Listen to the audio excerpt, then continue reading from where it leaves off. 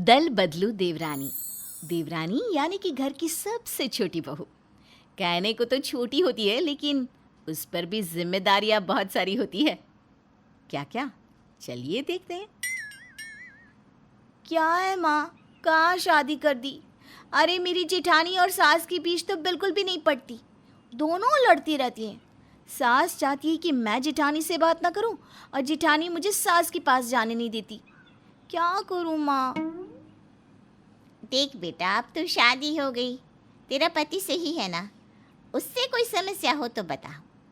ये सास जेठानी वाले नाटक में मैं नहीं पढ़ूंगी। चल रखती हूँ, तेरी दादी को ना खाना भी देना है अभी। अरे तो चाची को बोल दो ना, वो दे देगी। तू मुझसे बात करना माँ। नहीं बेटा, तेरी चाची के हाथ का खाना वो नहीं खाती है। चल छोड़, तू देख ले अपनी, मैं जा रही हूँ। हाँ, बाय बेटा। रीना परेशान है। शादी को बस 2 ही तो दिन हुए हैं। सास से बात ना करे तो वो रिश्तेदारी में गाएंगी, जिठानी को नाराज करती है तो सारी रसोई खुद संभालो। करे तो क्या करे।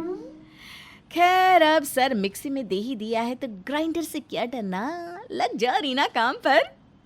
रीना नहा धोकर बाहर निकलती है कि रीना बेटा, जरा वो पानी तो पकड़ाना, दवाई खानी है। क्यों, वो खुद नहीं ले सकती क्या? वो नौकरानी नहीं आई है घर में? तो इसे अपने जैसे ना बना। घर की छोटी बहू नौकरानी नहीं होती। अरे 2 बेटे हैं मेरे, सोचा था बहुएं सेवा करेंगी, लेकिन तू तो ऐसी है। बहुत अच्छी आई थी मैं, चिड़िया जैसी, लेकिन चोंच मार मार कर आप लोगों ने मुझे गिद्ध बना दिया। दोनों लड़ रहे थे कि इसी बीच देवरानी जल्दी से सास को पानी दे देती है और किचन में चली जाती है। जेठानी को ये बात बर्दाश्त नहीं होती, वो किचन में आती है।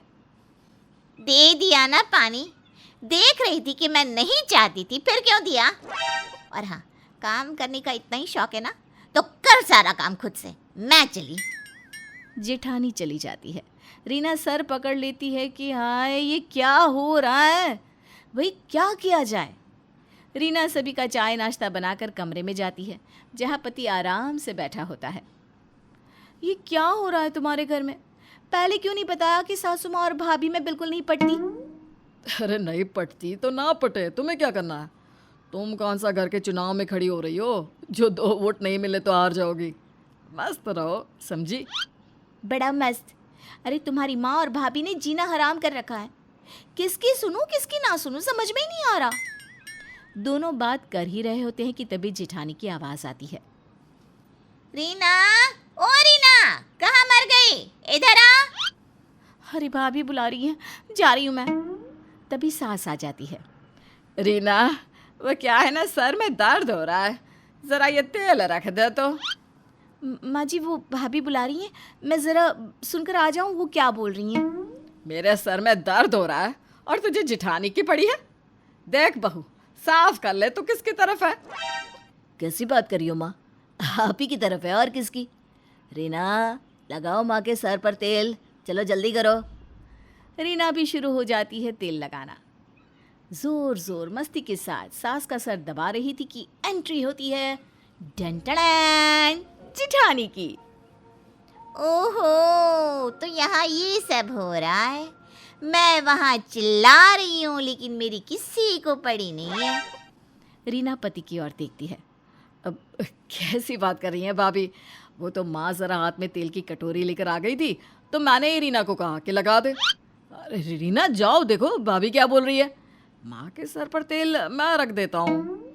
रीना जल्दी से पति को कटोरी देकर जिठानी के साथ चली जाती है। देख रीना, तू अभी आई है, नहीं जानती इन लोगों की चालाकी। मैं तो न जाने कब से देख रही हूँ। इन लोगों ने पूरी बिरादरी में मेरी थू करवा कर रखी है।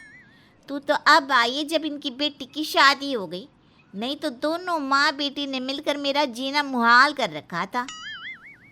छोड़िए ना भाभी, अब तो दीदी की भी शादी हो गई है। माँ जी की हड्डी में भी अब वो बात नहीं रही कि किसी से पंगा ले ले। हर अब आपके साथ मैं भी तो हूँ। जाने देते हैं ना भाभी, भूल जाओ पुरानी बातों को। भूल जाऊं? अरे ऐसे कैसे? और हाँ, जिस पर बीतती है ना वही समझ सकता है कि कैसे कैसे इन लोगों ने मुझे सताया था।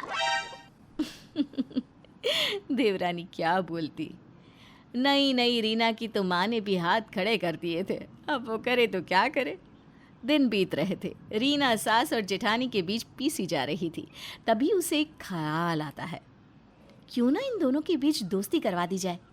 वैसे मैंने भाभी का पॉइंट तो सुन लिया है, माँ जी क्यों भाभी से लड़ती रहती है ये भी देखना होगा। रीना सास के पास जाती है और भाभी की तारीफ करती है। माँ जी, वो भाभी बोल रही थी कि आपके सर में दर्द रहता है तो मैं तेल लगा दूँ, आइए ना लगा देती हूँ। वो कहेगी, अरे रहने दे बहू, छोटी है तू, मेरी उम्र तक आएगी तब दुनियादारी सब समझ जाएगी। अरे कुत्ते की पूंछ सीधी हो सकती है, लेकिन ये मेरी बड़ी बहू वो किसी से ठीक नहीं होगी। मेरे बेटे को नौकर बना कर रखा हुआ है, न जाने किस बात का बदला ले रही है। पर माँ जी, आपकी और भाभी के बीच झगड़ा क्यों है? इसको घर का काम करना नहीं आता था। शुरू शुरू में तो मैंने और मेरी बेटी गीता ने सारा काम किया। जब गीता की शादी को 2 महीने रह गए थे तो इसे गीता ने कहा कि भाभी अब आप भी कुछ काम सीख लो। बस फिर तो ये चिल्लाने लगी ज़ोर ज़ोर से। अरे ससुराल में 2 काम करना भी पड़े तो क्या हो गया। रीना सर पर तेल लगा रही थी और सोच रही थी कि क्या किया जाए जिससे ये 2 दुश्मन एक हो जाए और सब ठीक हो जाए। तभी फिर से जेठानी की आवाज़ आती है, रीना, ओ रीना, क्या कर रही है? जरा आकर मेरी अलमारी ठीक करवा दे। आई भाभी। सासू माँ, मैं जाऊँ? नहीं, बिल्कुल नहीं। इससे पूछ, इसने कौन सी ननद और सास की अलमारियां साफ करवाई है जो तेरे पीछे लगी है? मुझे कह रही थी कि देवरानी है, छोटी बहू है, नौकरानी नहीं। तो अब क्यों तुझसे काम करवा रही है? जाने दीजिए ना माँ जी, रहने दीजिए, कोई बात नहीं। रीना अपने कमरे में जाती है और एक सुंदर सी साड़ी लेकर जेठानी के पास जाती है। भाभी, वो अगले महीने करवा चौथ है ना, तो माँ जी ने आपके लिए साड़ी भेजी है। जेठानी साड़ी देखती है, सुंदर सी साड़ी, उसका मनपसंद रंग, वो तो पागल ही हो जाती है।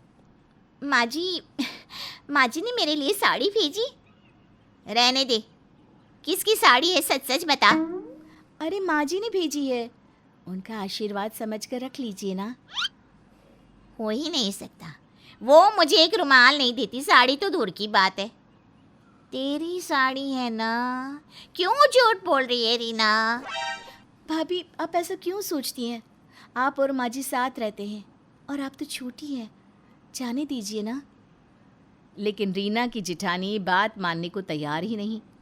उधर ना सास माने ना जेठानी।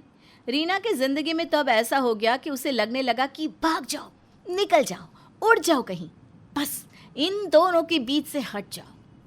पता है रीना, मैं सारा दिन बैठी रहती थी, लेकिन ये लड़की मुझे एक रोटी नहीं देती थी। बीमार हो जाऊं या उठ ना पाऊं, लेकिन खुद का खाना खुद ही बनाना होता था। ओ माँ जी, ये तो बहुत गलत बात है। भाभी को ऐसा नहीं करना चाहिए था। भैया कुछ कहते नहीं थे क्या? अरे वो बेचारा तो इससे डरा रहता था, मारती होगी उसको भी कमरे में बंद करके, तभी तो माँ को भी नहीं देखता वो।